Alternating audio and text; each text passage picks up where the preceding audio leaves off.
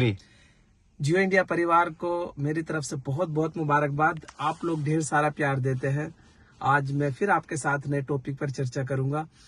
देखिए, कभी कभी हम गलती करते हैं तो कुछ गलतियां ऐसी होती हैं कि हम उनको इरेज कर सकते हैं, लेकिन कभी कभी मिस्टेक ऐसी होती है कि हम चाहकर भी जो है उनको इरेज नहीं कर पाते। उसके लिए हमें जो है मतलब कहते हैं ना, पेज को ही इरेज करना पड़ता है।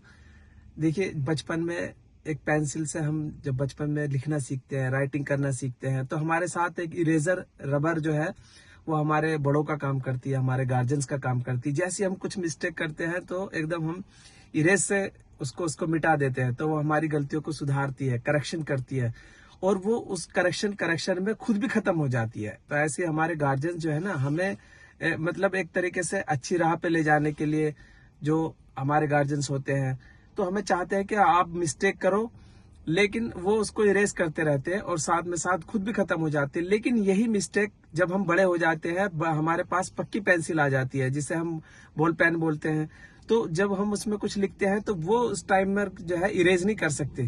तो ऐसी जैसे जैसे हम बड़े होते जाते हैं, एक टाइम होता है इरेजिंग का भी, किसी चीज की मिस्टेक। तो इसलिए आपने देखा भी होगा, बचपन में अगर हमने कोई चीज ज्यादा कच्ची राइटिंग से की है तो राइटिंग भी अच्छी होती है, क्योंकि वो हम मिस्टेक करते रहते हैं, लर्न करते रहते हैं, मिस्टेक करते रहते हैं, लर्न करते रहते हैं। क्योंकि जिसने मिस्टेक ही नहीं की तो उसने कभी कुछ सीखा ही नहीं।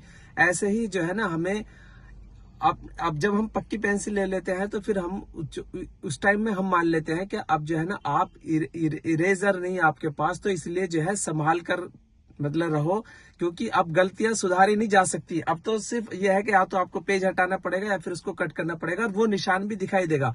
इसलिए मैं अपने जियो इंडिया परिवार के सभी मेंबरों को बताना चाहता हूं कि हम लोगों को इस चीज का ध्यान रखना चाहिए कि अब हम बड़े हो गए हैं, तो हमारी जो मिस्टेक है नाकाबिले कहते हैं ना काबिले बर्दाश्त होती है। इसलिए हम अब जब बड़े हो चुके हैं तो हमें पक्की पेंसिल की तरह व्यवहार करना चाहिए। हमें अब ये देखना चाहिए कि अगर हम किसी से बातचीत कर रहे हैं तो हमारे व्यवहार में बातचीत कैसी है। अगर हम किसी से कुछ बोल रहे हैं तो अब ये भी पता होना चाहिए कि उसको कहीं बुरा तो नहीं लगा।